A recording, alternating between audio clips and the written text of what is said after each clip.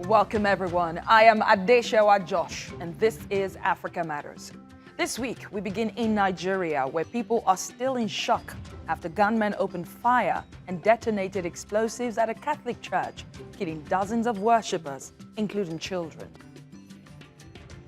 In South Africa, academics question the global university ranking system used by the United Kingdom for its work visa program, which excludes all African universities. And in Ghana, sending money is as easy as making a phone call, but a new tax is making it more costly for people to make that transaction on their phones.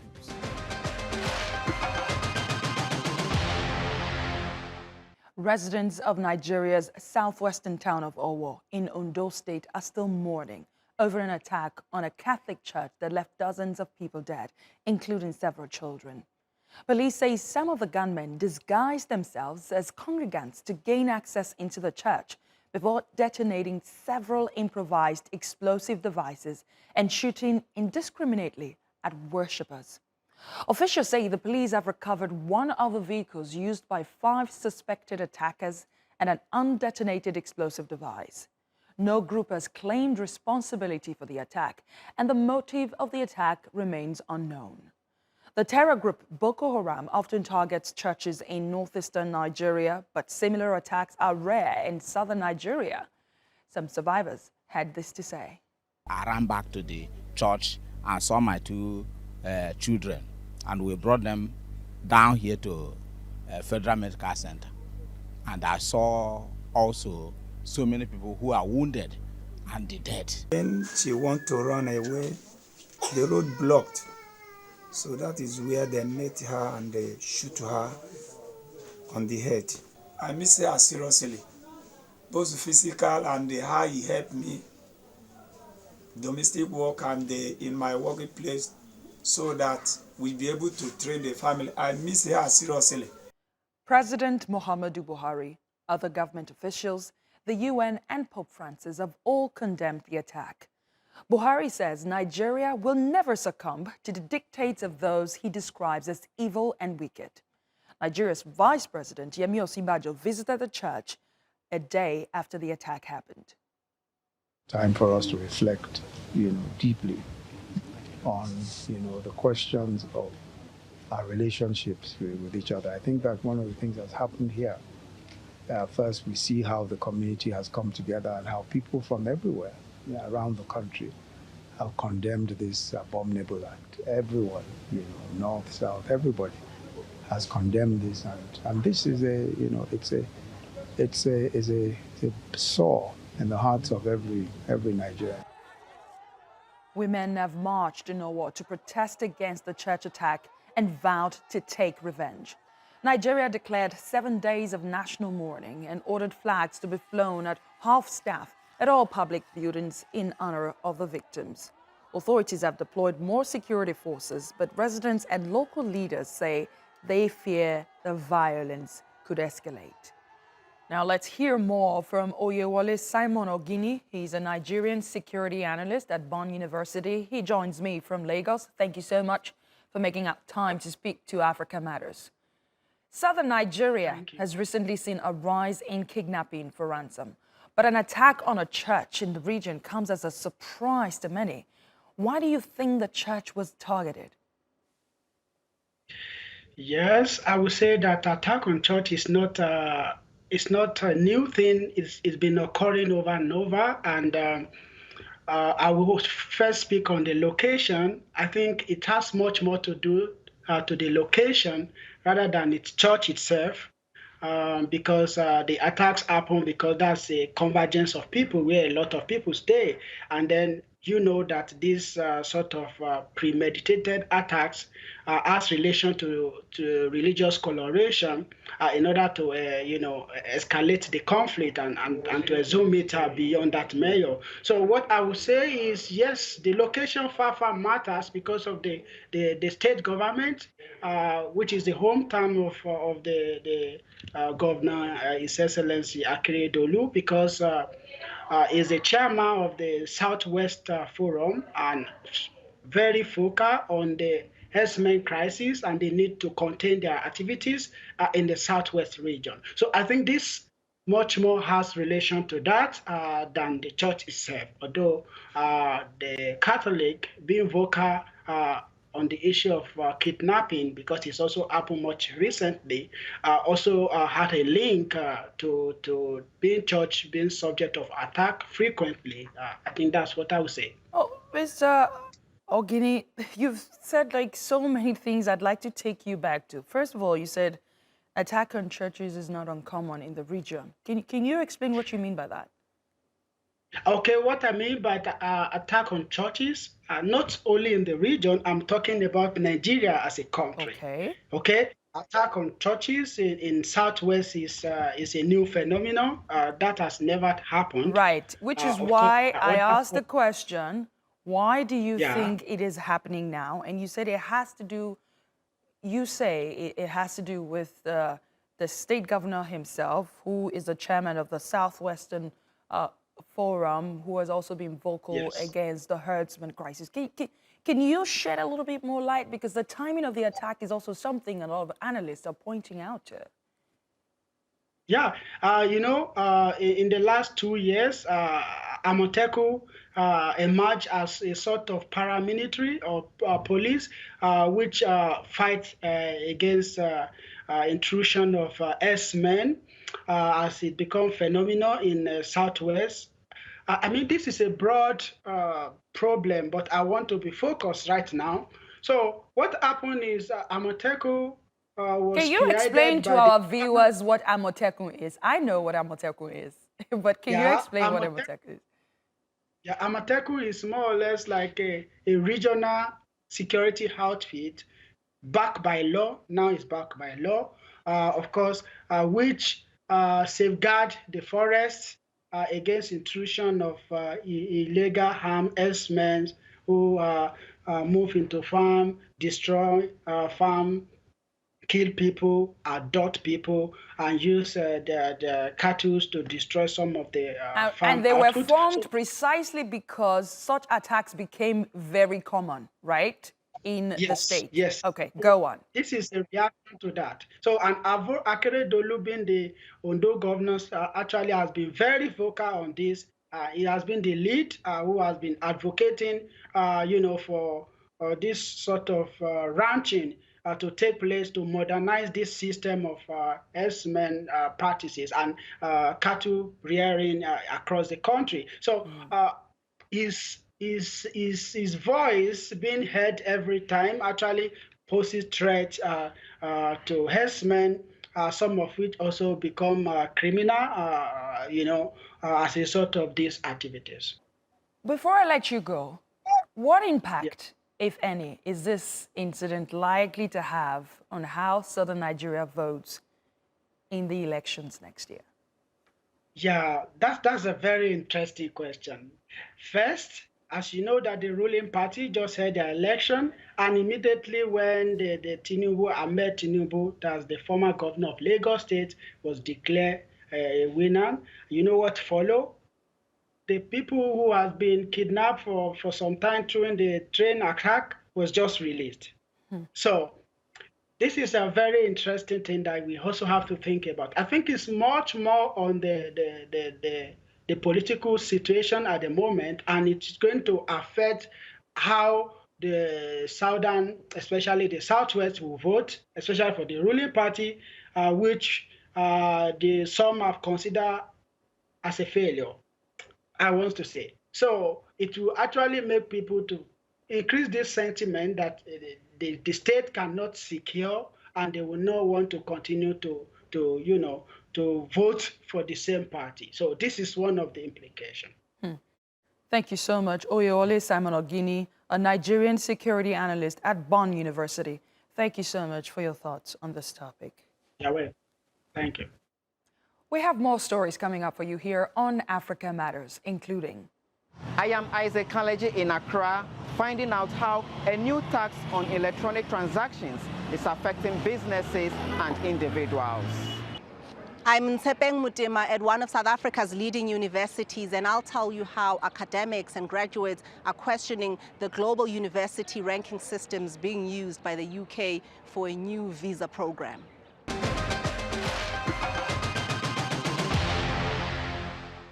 Academics and graduates at leading universities in Africa are calling for the UK to change its guidelines for a new work visa scheme. It currently excludes graduates from all universities in Africa, Latin America, and much of Asia. Ntshepeng Mutema reports from Johannesburg. Professor Thokozani Majozi is helping shape the minds of future leaders. He heads Wits University's School of Engineering. It graduates around 1,600 students into the workforce each year. When we produce a student at Wits, it's not necessarily for or about South Africa. It is about the world. Majozi says it's wrong that the United Kingdom's new high potential individual work visa leaves out graduates from institutions like his.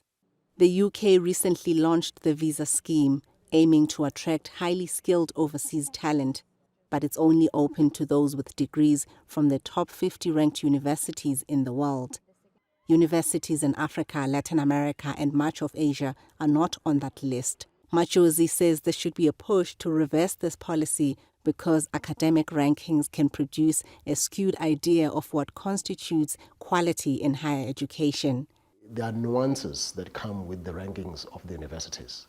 You could, for example, be in the top 200 or top 400 as a university, but have programs in that university that are ranked top in the world. I'm talking about this because here at Wits we've got several of such programs. In this faculty, we know very well that our mining engineering, for example, is one of the top in the world. Yet we are not in the top 50. There are 3 prominent global university ranking systems, and the UK is using a combination to decide which institutions qualify. These rankings measure education quality by criteria such as publications in English, the number of Nobel Prize winners that have graduated, and performance in past rankings. This favors older, wealthier institutions that are mostly concentrated in Europe and North America. Dinyiko Mashele wants a job overseas. She's preparing to do her A-levels, the qualification test used in the UK to enter university. South Africa has a long history of producing graduates who thrive abroad, but she believes the job market in the global north often devalues even high-quality African academic qualifications.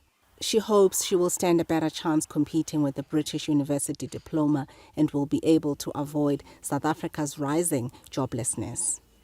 With the unemployment rates here and with the people taking all these degrees and not being able to find jobs, and that anxiety, and then you also think about the expenses of studying abroad. As much as the prices are high, I feel like it's worth it when it comes to knowing that you're going to secure yourself a good job and that you are more certain about your future. As a child of a primary school teacher with a modest salary, it's going to be difficult for Mashele to make it happen. I think I'll do whatever it takes because I've started doing some financial mutual aid schemes so I can put something aside for her. And I'm also looking at my retirement package. If maybe she's not done with school yet, by the time I retire, whatever it takes, I'll take a large chunk of my retirement, then put it towards her education. The Masheles are hoping their sacrifices pay off because as long as those with African qualifications are put at a disadvantage, many will be shut out of a world of opportunities. Ntshepeng Mutema, Africa Matters, Johannesburg. We go to Ghana next, where the World Bank has recognized the country as the fastest growing mobile money market in Africa over the last 5 years. But the cost of living is rising and everyone is struggling to cope. And that includes the government. It's found an extra source of income, but as Isaac Kaleji reports from Accra, it comes at a price for its people. Ramzia Hussein serves her customers from this small kiosk in suburban Accra. She provides mobile money services, allowing people to send money and make cash withdrawals. But Hussein fears for her business due to a new tax on electronic transactions, including mobile money transfers. That tax is referred to as the e-levy. First, business used to be good, but now the business is too slow because of the e-levy. So if the e-levy continues, we'll be out of the business, because that's what, like me like this, that's what I've been doing. That's my business. Since May the 1st, mobile money and other electronic transfers have been taxed at 1.5% for transactions exceeding $14. Ghana's parliament passed the tax after months of delays. The debate was interrupted by brawls between lawmakers. Last year, mobile money transactions worth about $126 billion were done in the country. The government hopes to raise almost $1 billion this year from the e-levy. The government says the new tax will raise vital revenue for domestic development projects. But the verdict on the streets is one of anger. Many shoppers have gone back to using cash. The e-levy is something that will not help us. So I'm from far. So now if I want to send money, I have to give somebody to send it. Just because of the e-levy, it's not something that will help. So they should try and then minimize this, or they should stop it for us. Now we normally do cash transactions more than the mobile money transaction, because we are all afraid to, like, maybe I think the percentage is a little bit higher.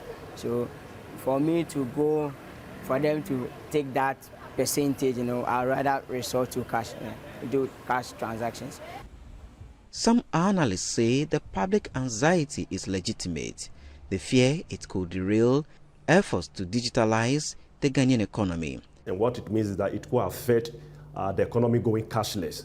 And what it means is that we will still resort to the traditional way of doing business, which may affect overall gearing of the economy as a whole. So looking as it stands now, if going forward the trend is still the same, then I'm afraid to say that the e-levy in a way would have minimized the use of electronic transaction, and then for that matter, the use of our desire to go cashless as an economy will not be achieved as expected. Hussein says she's lowered her expectations. She now just hopes to stay in business. Isaac Kalaji, Africa Matters, Accra.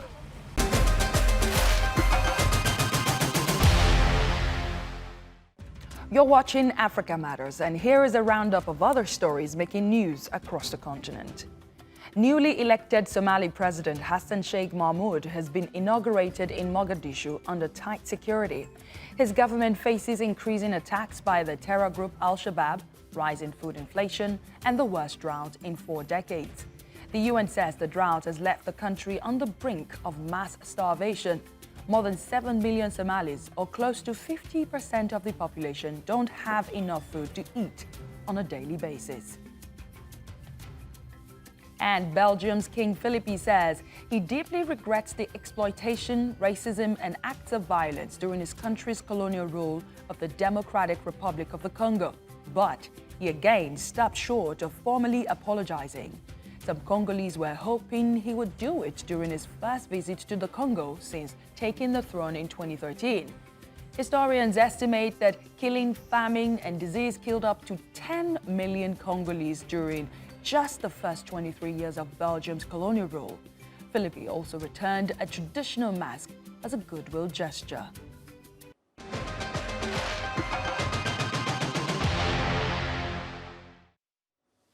More than 6,000 Senegalese and Gambians have fled their homes since the start of a military operation against separatists in the southern Casamance region.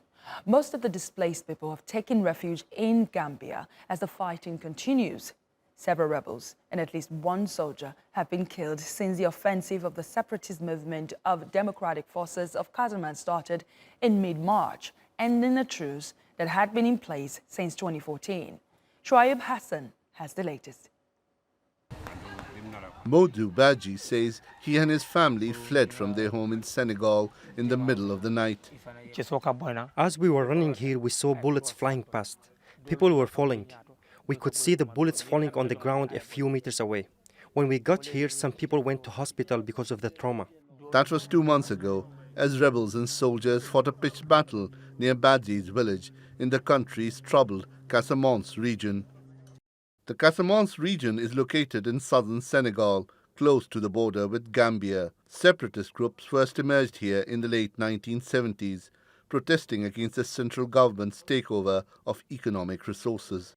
Senegal's government denied unfair treatment of the locals, using force to crush the powerful but unarmed group. In response, the Movement of Democratic Forces of Casamance was formed and all-out fighting began in 1984. The largest rebel faction announced a ceasefire in 2014. Many fighters subsequently laid down arms, but a split in the rebel groups has led to an uptick in violence since 2021. And the latest round has become intense, forcing many to take shelter in Gambia. Many children have stopped going to school since they fled their village. Before the exam, they had to flee because of the military. It hurts me. They can't even go and get cashew nuts to sell and eat because of the military. Authorities in Gambia say the influx of refugees has put more pressure on the tiny West African nation. And unless a more permanent peace is achieved over the border, the situation is likely to get worse. Shoaib Hassan, Africa Matters. To some lighter news now from the Democratic Republic of the Congo, where football fans are eagerly waiting for the National Football League to start its next season. In North Kivu province, the leading team is training to be better than ever, this time with the help of a female coach. Rahul Radhakrishnan has more. It's training season. The Democratic Republic of the Congo's National Football League is getting ready to compete in the big league. And the head coach of daring club Virunga in North Kivu province, Salama Miru Jasmine, is focused on keeping her team in the lead. With the work I have done with my players, I feel confident. We are now just waiting for the National Football League to publish the calendar. We must be ready for that. It's the reason we are always training, because players cannot stay without training. Training helps prepare for matches. For now, we are still waiting for them to decide. At the moment, I still continue to supervise the players so that when the championship resumes, we are ready. Jasmine is the first female coach to train a men's football team in the country. She expected discrimination when she took up the job, but she says she hasn't faced any. There have been no challenges that I could think of. I also thought I would face difficulties at the beginning, but looking at the work I have done with these young players, I find that there are no hurdles because the players listen to me and follow instructions and do this work well. I feel very good. I am comfortable.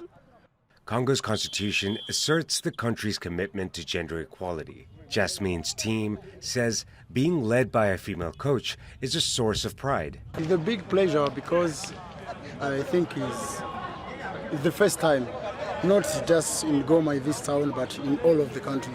I think it's the first team who try to train with the lady coach. So it's the big pleasure for me to train with the lady coach. For Jasmine, being involved in the sport she loves is what's important. Her father was a referee, and her 5 brothers played the sport.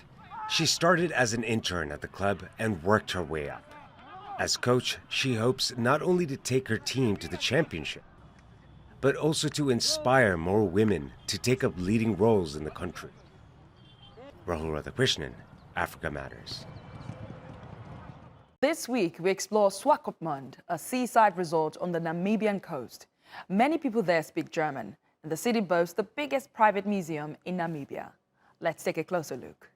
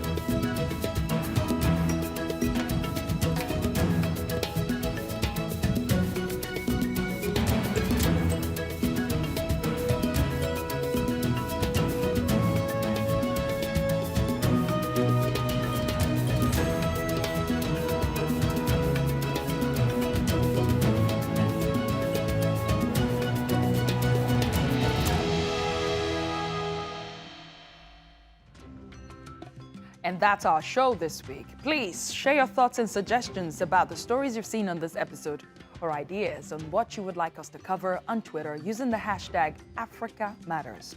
Feel free to reach out to me on my personal handle at @DeshawaJosh.